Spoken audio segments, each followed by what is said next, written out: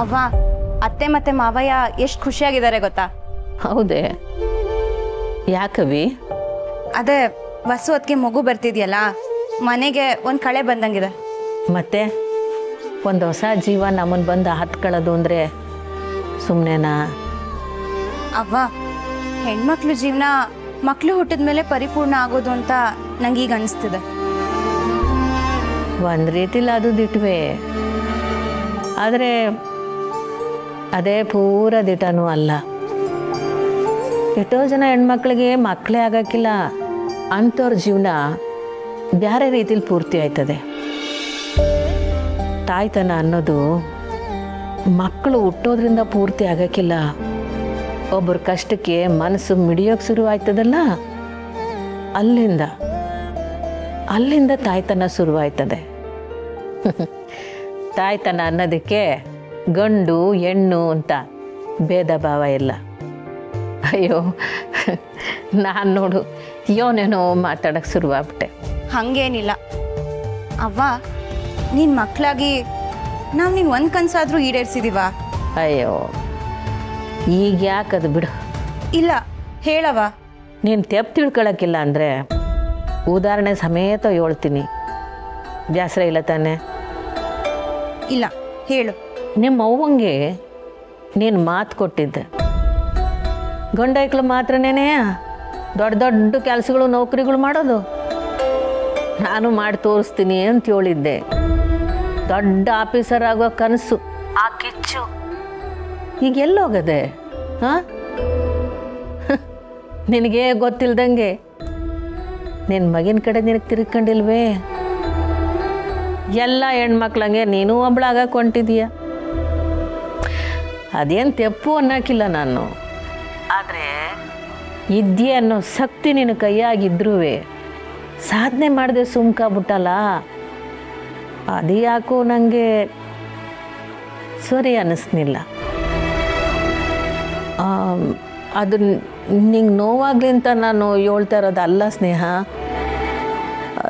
ಸುಮ್ಕೆ ಹಂಗೆ ಮಾತು ಬಂದ್ಬಿಡ್ತು ಆಟೆಯ. ಇರಲಿ ಬಿಡು. ನಂಜವ್ವ ಸೀಮಂತ ಯಾವಾಗ ಮಾಡೋದು ಅಂತ ಹೇಳಿದ್ಲಾ? ಒಳ್ಳೆ ದಿವಸ ನೋಡಿ ತಿಳಿಸ್ತಾರಂತೆ. ಹೆಂಗೋ ಎಲ್ಲರ ಜೀವನನೂ ನೇರೂಪ ಆದರೆ ಸಾಕು. ಅತ್ತೆ ಮನೇಲಿ ಹೊಸು ಚಂದಾಕವಳ? ಚೆನ್ನಾಗಿದ್ದಾರೆ. ಸರಿ, ಫೋನ್ ಮಾಡಗ್ಲೇ? ಸರಿ, ಹುಷಾರು. ಸ್ನೇಹ, ಪುಟ್ಟಕ್ಕಂದ ಫೋನು? ಹೌದತ್ತ.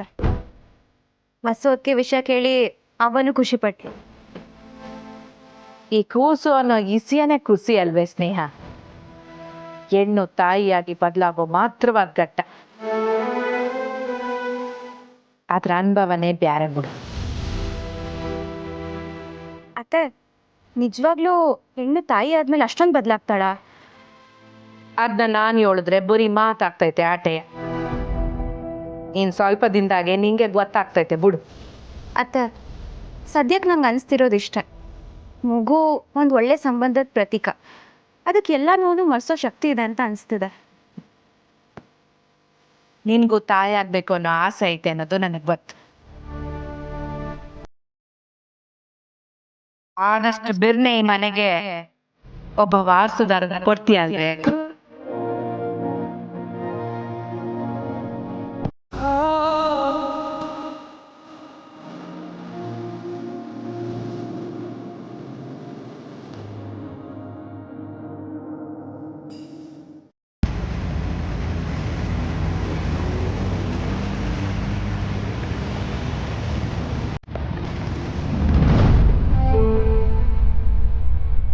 ಏನೋ ತಪ್ಪಿಲ್ದೆ ನ್ಯಾಯವಾಗಿ ಹೇಳ್ತೀನಿ ಬಿಟ್ಟ. ನೋವಾಗಿರೋಕ್ಕಿಲ್ವೇ? ಇಸ್ಯ ತಿಳಿ ಆದಮೇಲೆ ಬರ್ತಾನೆ ಬಿಡು, ಯೋಚನೆ ಮಾಡಬೇಡ. ಇಲ್ಲ ಪುರ್ಸಿ, ಸಚಿನ ನೋಡೋವರೆಗೂ ನನಗೆ ಸಮಾಧಾನ ಇಲ್ಲ. ಅವನಲ್ಲಿ ಯಾರ ತವನು ಉಳ್ಕೊಂಡಿರೋ ಜಾಗನ ಹೇಳಿಲ್ಲ, ಬರೀ ಹಾಸ್ಟೆಲ್ ಅಂತ ಮಾತ್ರ ಹೇಳ್ಕೊಂಡವನೆ.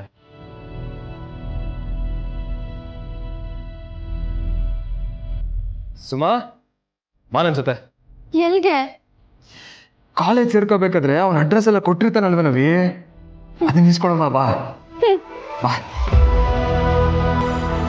ಹಾಗೆಲ್ಲ ಅಡ್ರೆಸ್ ಕೊಡೋಕ್ಕಾಗಲ್ಲ. ಸರ್ ಅರ್ಜೆಂಟ್ ಐತೆ ವಸಿ ನೋಡಿ ಸರ್. ಕಾಲೇಜಿಗೆ ಬಂದಮೇಲೆ ನೋಟ್ಸ್ ತೊಗೋಬೋದಲ್ವಾ? ಹಾಂ ತಗೋಬೋದಿತ್ತು, ಆದರೆ ಕಾಲೇಜ್ಗೆ ಬರಲಿಲ್ಲ ಅಂದರೆ ನಾ ಹೇಳಿದ್ದು ಪರೀಕ್ಷೆ ಹತ್ರ ಬಂದೈತಲ್ವೇ, ಸುಮಂಗ್ ತೊಂದರೆ ಆಯ್ತದೆ ಸರ್. ಅವಳು ಓದ್ಕೋಬೇಕಲ್ವೇ, ಎಲ್ಲ ನೋಟ್ಸ್ ಅವನ ತವನೇ ಐತೆ. ವಸಿ ನೋಡಿ ಸರ್, ನೀವು ಅಡ್ರೆಸ್ ಕೊಟ್ಟರೆ ಹಂಗೆ ಹೋಗಿ ಎತ್ಕೊಂಡ್ಬಂದ್ಬಿಡ್ತೀವಿ.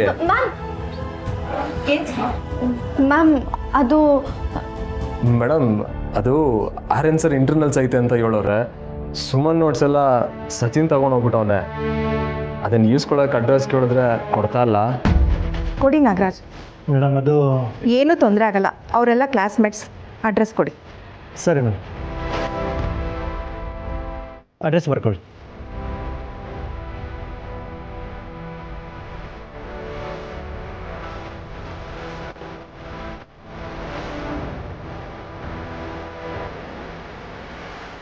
Thank you sir. Thank you sir.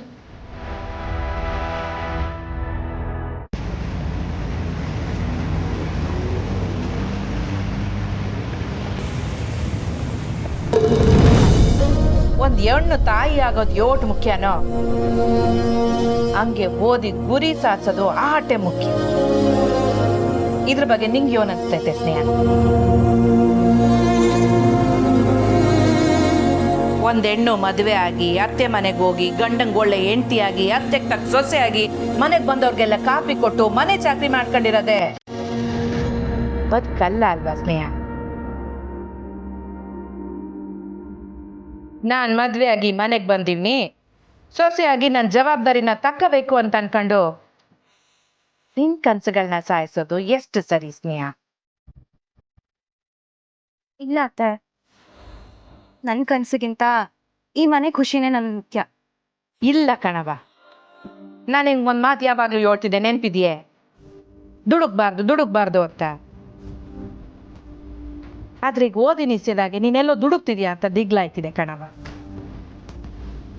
ಈಗ ನಿಂಗೆ ಅನ್ನಿಸ್ದೆ ಇರ್ಬೋದು, ಆದ್ರೆ ಮುಂದೊಂದು ದಿನ ವಯಸ್ಸು ಮನಸ್ಸು ಮೀರುವಾಗ ಅನ್ಕಂಡ್ರು ಆಗ ಗುರಿ ಸಾಧಕ ಆಗಕ್ಕಿಲ್ಲ ಕಣವ. ನೀನು ಮನೆಗೆ ಬಂದು 1 ವರ್ಷ ಆಗಿರ್ಬೋದು, ಈ ತಾಯಿ ಆಗೋ ಕನಸು ಹಬ್ಬಬ್ಬ ಅಂದರೆ 1 ತಿಂಗಳಿಂದ ಇರ್ಬೋದು. ಆದರೆ ನೀನು ಚಿಕ್ಕದ್ಲಿಂದಲೂ ಕಾಣ್ತಾ ಇದ್ದಿದ್ದು ಕನಸು, ಪುಟ್ಟಕ್ಕಂಗೆ ಕೊಟ್ಟ ಮಾತು, ಇದನ್ನೆಲ್ಲ ಈ 1 ವರ್ಷಕ್ಕೆ ಸಮ ಮಾಡಬೇಡವ. ನೀನು ಬೆಳೀತಂಗೆ, ನೀನು ಬೆಳೀತಾ ಬೆಳೀತಾ ನಿನ್ನ ಗುರಿನೂ ಎತ್ತರಕ್ಕೆ ಬೆಳ್ದಂಗೆ ಪುಟ್ಟಕ್ಕನ ಆಸೆನೂ ಬೆಳೆದಿರ್ತೈತೆ. ಮೊದಲು ಅದನ್ನ ಪೂರೈಸಿ, ಆಮ್ಯಾಕೆ ಮನೆ ಜವಾಬ್ದಾರಿ ತಗೋ. ನಿಮ್ಮ ಮಾವಯ್ಯನ ಕನಸು, ನನ್ನ ಕನಸು ಎಲ್ಲದನ್ನೇ ಪೂರೈಸುವತ್ತೆ. ಆಗ್ಬೋದೆ?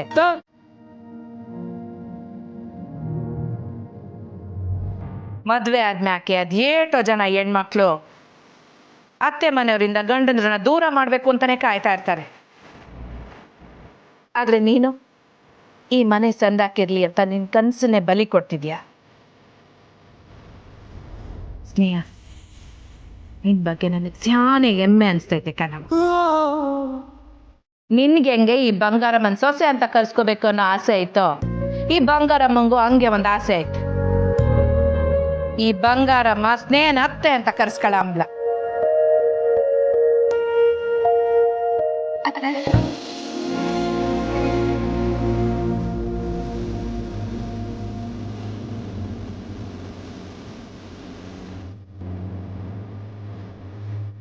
ಓದು ಸ್ನೇಹ, ಸತ್ತಾಕ್ಬೋದು.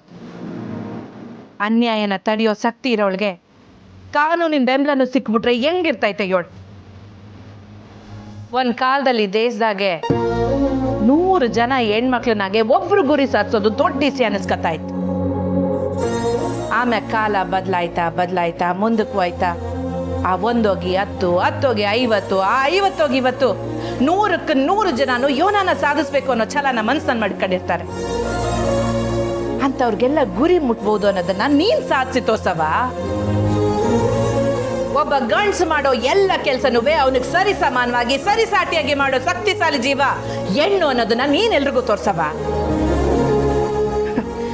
ಯೋನ್ ಗೊತ್ತಾ, ಒಬ್ಬ ಗಂಡ್ಸಿಗೆ 1 ಕೈನಾಗೆ ನೇಗ್ಲು, ಇನ್ನೊಂದು ಕೈನಾಗೆ ಮಗಿನ್ ಕೊಟ್ಬಿಟ್ಟು ಕೆಲಸ ಮಾಡ್ಕ ಅಂದ್ರೆ ಅವನಿಗೆ ಯಾವ್ದನ್ನ ಸಂಭಾಳಿಸೋದು ಅಂತ ಗೊತ್ತಾಗದೆ 2 ಕೆಲಸನ ಬಿಟ್ಬಿಡ್ತಾನೆ.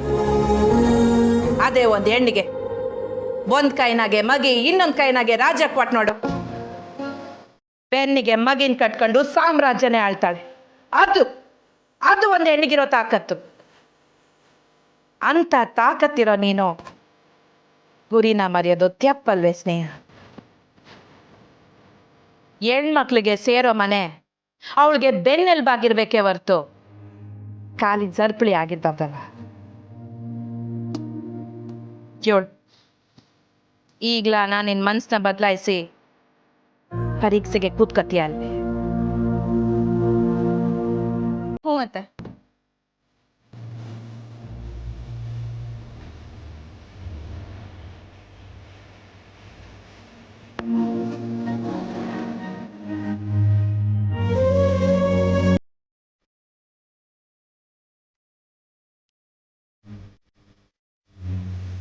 ಬಾ ನನ್ನ ಜೊತೆ. ಎಲ್ಲತ್ತೆ? ಬಾ ಹೇಳ್ತೀನಿ. ಹೇಳ್ರದ ನಾನು ವಿಷಯ ಮಾತಾಡೋದಕ್ಕೆ ಏನಿದೆ ಅಮ್ಮ, ಹೇಳಿದ್ರೆ ಅವಳ ಬಗ್ಗೆನೇ ಹೇಳ್ಬೇಕು.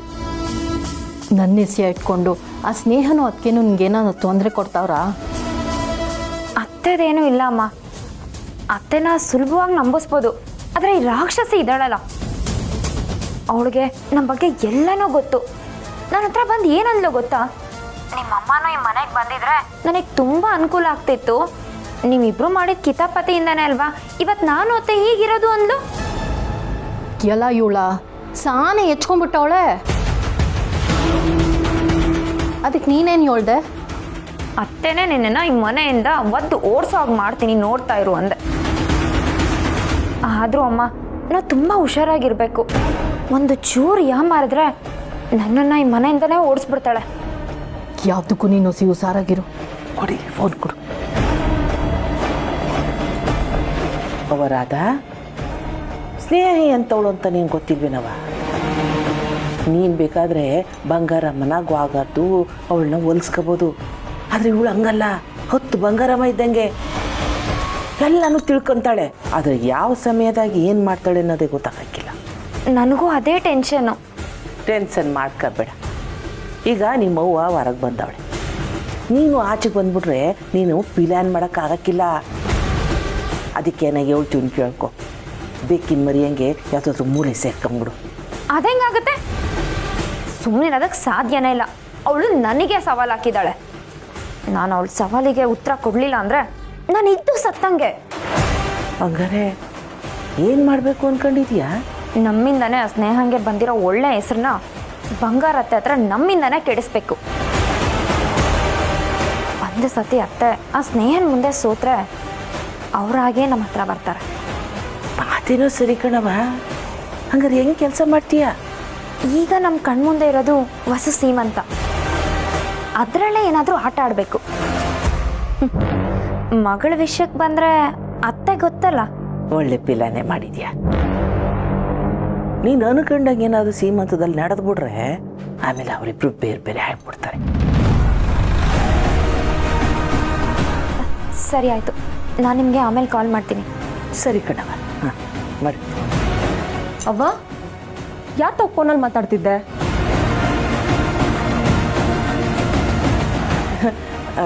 ಅದು ನೆಂಟಿರ್ತಾವ. ಅದೇನೋ ಸೀಮಂತ, ಆದರೆ ಇವರಿಬ್ರೇನೋ ಬೇರೆ ಅಂದಂಗಿತ್ತು. ಮತ್ತಿನ್ನೇನು ಬೇರೆ ಆದಂಗೆ ಅಲ್ವೇ? ಅದೇ ಯಾರು? ಅಂದರೆ ಸೀಮಂತ ಆದಮೇಲೆ ಹೆರಿಗೆ ಆಯ್ತದೆ, ಹೆರಿಗೆ ಆದ್ಮೇಲೆ ತಾಯಿ ಮಗು ಬೇರೆ ಬೇರೆ ಆಯ್ತಾರಲ್ಲ, ಅದ್ರ ಬಗ್ಗೆ ಹೇಳ್ತಿದ್ದೆ ಅಟ್ಟಿಗೆ. ಹೌದು, ಹುಟ್ಟ ಕೂಸು ಆರೋಗ್ಯವಾಗಿರ್ಬೇಕು.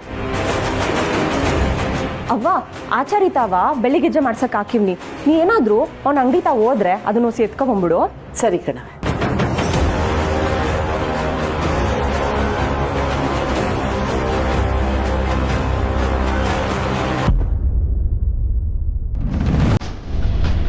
ರೀ ಕಂಟಿ, ರಾಧಾ, ಎಲ್ರು ಬನ್ನಿ.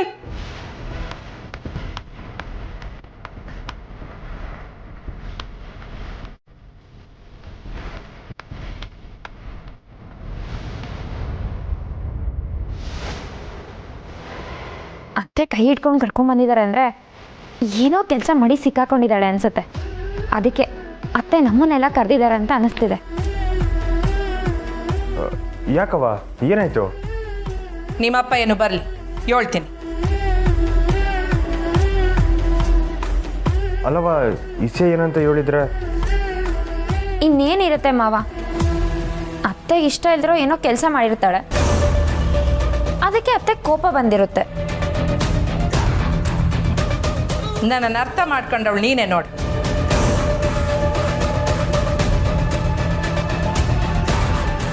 ಯಾಕೆ ಬಂಗಾರ, ಏನಾಯ್ತು? ಏನಾಯ್ತವ? ಅತ್ತೆ ವಿಷಯ ಏನು ಅಂತಾದರೂ ಹೇಳಿ. ಹೇಳ್ತೀನಿ. ಇನ್ಮ್ಯಾಕೆ ಯಾರು ಸ್ನೇಹಂಗೆ ಯೋನು ಕೆಲಸ ಹೇಳಂಗಿಲ್ಲ. ಅವಳು ಕೋಣೆ ತವ ಯಾರು ಸುಳಿಯಂಗಿಲ್ಲ.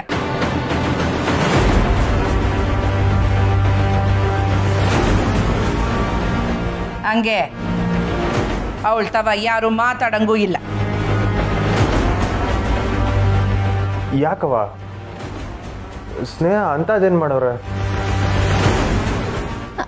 ಅತ್ತೆ ನೀವು ಹೇಳ್ತಾ ಇರೋದು ಕೇಳಿದ್ರೆ ಈ ಜೈಲಲ್ಲಿ ಕೈದಿಗಳಿಗೆ ಶಿಕ್ಷೆ ಕೊಟ್ಟಂಗೆ ಸ್ನೇಹಂಗೇನಾದರೂ ಶಿಕ್ಷೆ ಕೊಡ್ತಾ ಇದ್ದೀರಾ?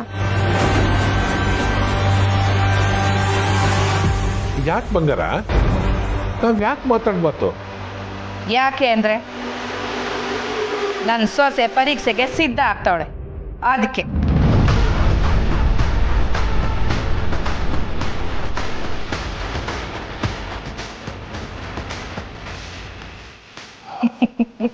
ಯಾಕೆ ಎಲ್ರು ಗಾಬರಿ ಆಗ್ಬಿಟ್ರಾ? ಮತ್ತಿನೇನವ ನೀನು ಏಕಾಗಿ ಹಿಂಗೆ ಕರ್ಕೊಂಬಂದ್ಬಿಟ್ಟು ಹಿಂಗೆಲ್ಲ ಹೇಳಿದ್ರೆ ನಂಗೊಂಥರ ಜೀವ ಹೋಗಿ ಬಂದಂಗೆ ಆಯಿತು.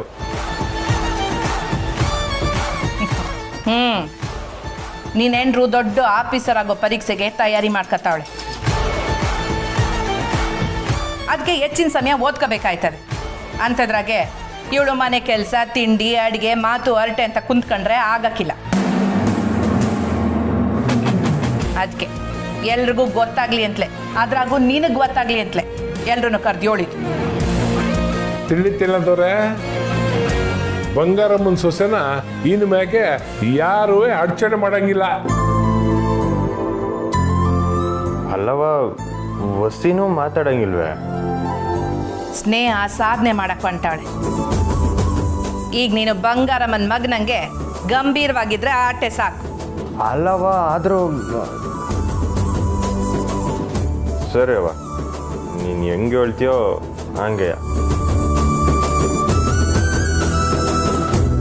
ಅತ್ತೆ ಸೊಸೆ ಒಂದಾದ್ಮೇಲೆ ನಾನೇನು ಮಾಡೋಕ್ಕಾಯ್ತದೆ ಅಲ್ವಾ ಮಿಸ್? ರಾಧವ, ಸ್ನೇಹಂಗೆ ಏನು ಅನ್ಬೇಕೋ ಅದನ್ನೆಲ್ಲ ನೀನೇ ಪೂರೈಸ್ಬೇಕು. ಅವಳಿಗೆ ಒತ್ತಾಸೆಯಾಗಿ ಅವಳನ್ನ ನೋಡ್ಕೊಳ್ಳೋ ಜವಾಬ್ದಾರಿ ನಿಂದು, ಆಯ್ತೆ?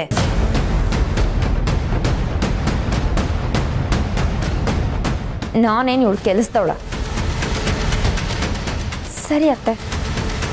ಸ್ನೇಹ, ಈ ದಿನ ಆಗಲೇ ಸಮಯ ವ್ಯರ್ಥ ಆಗಿದೆ, ಹೋಗಿ ಓದ್ಕವ. ಸರಿ ಅತ್ತೆ.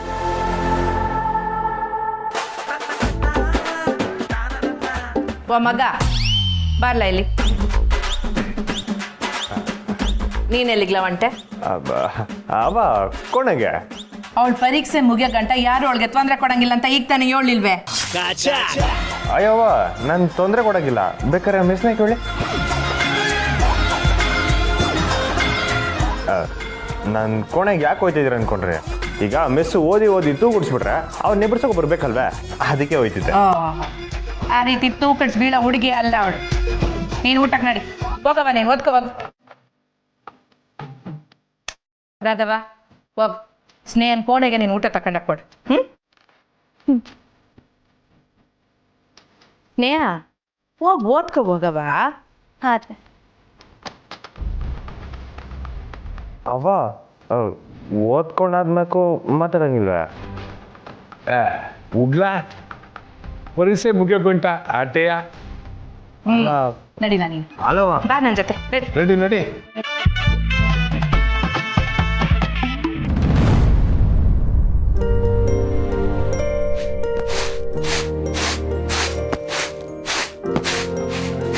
ಪುಟಮೆ ಇಡಿ, ಇದ್ರಾಗೆ ಒಂದಷ್ಟು ಅರ್ಧೋಗಿರೋ ನೋಟ್ಗಳು, ಹಳೆ ನೋಟ್ಗಳು ಅವೆ.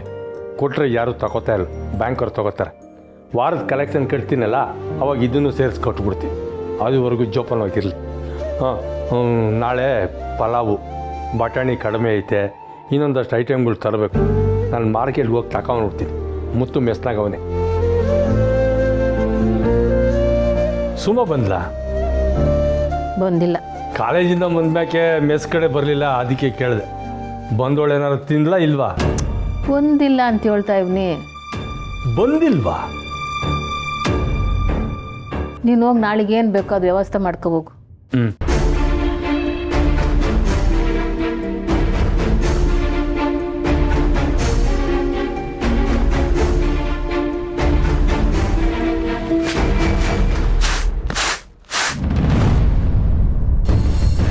ರಮೇ ಎಲ್ಲ ತಂದೀವನಿ. ಹಾಂ, ನೆನ್ಸಿರೋ ಅಕ್ಕಿನ ರುಬ್ಬಿವ್ನಿ, ತಟ್ಟೆನೂ ಮುಚ್ಚಿವ್ನಿ. ಅದ್ರ ಮ್ಯಾಗ ಒಂದು ಕಲ್ಲಿಗೆ ಬಿಡು, ಮರ್ತೋಗ್ಬಿಟ್ಟೆ. ಪುಟಕ ಪುಟಕ ಬನ್ನಿ ಸೀನಣ್ಣ. ಪುಟಕ ಓದ್ತಾರೆ 15 ಪ್ಲೇಟ್ ರೈಸ್ ಬಾತು, 20 ಪ್ಲೇಟ್ ಇಡ್ಲಿ ವಡೆ ಕಟ್ಟಿಕ್ಕಿರ್ತೀಯಾ? ಸೀನಣ್ಣ, ಮನೆಗೆ ನೆಂಟರು ಬರ್ತಾವ್ರಾ? ನೆಂಟ್ರೆ, ಆದರೆ ನಮ್ಮ ಮನೆಗಲ್ಲ. ನನ್ನ ಮಗಳು ಸ್ನೇಹಿತೆ ಡಾಕ್ಟರ್ ಸೀಟ್ ಸಿಕ್ಕೈತೆ ಅಂತ ಓದಕ್ಕೆ ಬಂದಿದ್ದಾಳೆ. ರೂಮ್ಗೂ ಕಾಲೇಜ್ಗೂ ದೂರ ಇದೆ ಅಂತ ಅವರಪ್ಪ ಹೋದ್ವಾರ ಗಾಡಿ ಕೊಡಿಸಿದ್ರು. ಆದರೆ ಆ ಹುಡುಗಿ ಗ್ರಾಚಾರ ನೆಟ್ಗಿಲ್ದೆ ಹೈವೇಲಿ ಯಾವುದೋ ಗಾಡಿ ಗುದ್ಕೊಂಡು ಹೋಗ್ಬಿಟ್ಟಿದೆ.